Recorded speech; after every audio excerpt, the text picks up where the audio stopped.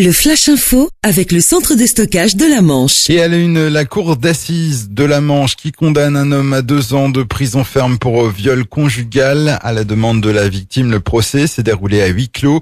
Des faits commis en 2010 sur la commune de Tessy-sur-Vire. Une femme se réfugiait alors chez ses voisins en état de choc et avec des marques de coups au visage. À l'arrivée des gendarmes, elle explique avoir été victime de viol par son propre mari. L'homme de 43 ans a été incarcéré à l'issue de l'audience.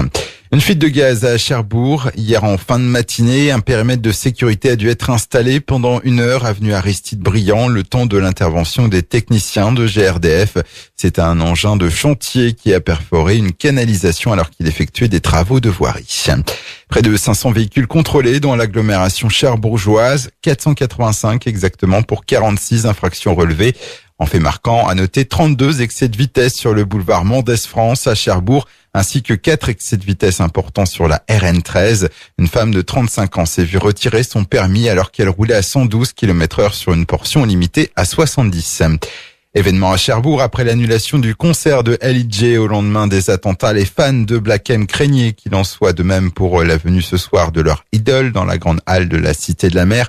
Finalement, le concert a été maintenu. Pour l'instant, 3000 places ont déjà été vendues et il reste des tickets à vendre.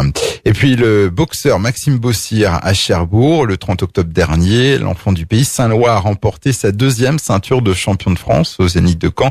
Et aujourd'hui, il vient à la rencontre de son public cherbourgeois.